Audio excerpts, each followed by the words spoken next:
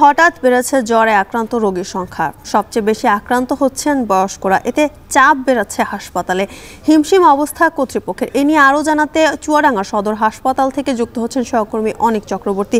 অনেক হঠাৎ জ্বরের প্রকোপ বাড়ার কারণ কি এবং সদর হাসপাতালের বহির্বিভাগে দৈনিক কী পরিমাণ রোগী চিকিৎসা নিচ্ছেন জানাবেন।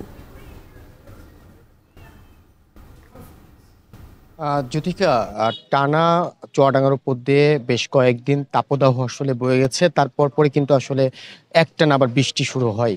এই গরম আবার বৃষ্টিপাতের কারণে আবহাওয়াজনিত যে সমস্যা, সেই সমস্যায় কিন্তু চুয়াডাঙ্গা সদর হাসপাতাল সহ উপজেলার যে ৩টি স্বাস্থ্য কমপ্লেক্স আছে, সেই স্বাস্থ্য কমপ্লেক্সে কিন্তু ভাইরাসজনিত যে জ্বর, সেই জ্বরে আক্রান্ত হয়ে বয়স্ক এবং শিশুরা ভর্তি হচ্ছে। এর মধ্যে বয়স্ক শিশুদের পাশাপাশি নারীরাও আমরা দেখেছি ভর্তি হয়েছে।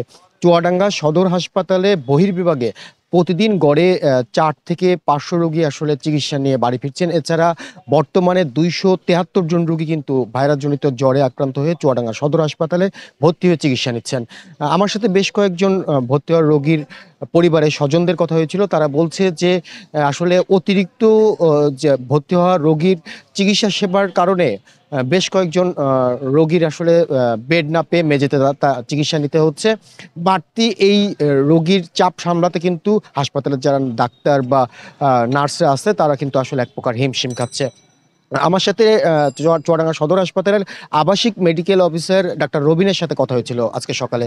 তিনি আমাকে যেমনটি বলছেন, তিনি বলছেন যে হঠাৎ এই বৃষ্টির কারণে ভাইরাসজনিত যে জ্বর, সেই জ্বরে আক্রান্তের রোগীর সংখ্যা চলতি গত ২ সপ্তাহে হঠাৎ করেই বেড়ে গেছে। হাসপাতালের ধারণ ক্ষমতার প্রায় ৩ গুণ রোগী কিন্তু এখন বর্তমানে চুয়াডাঙ্গা সদর হাসপাতালে ভর্তি আছে। তো সব মিলিয়ে আসলে এই বাড়তি যে রোগীর চাপ, সেই রোগীর চাপে কিন্তু আসলে হাসপাতালের যে বেড, সেই বেড একেবারেই নেই।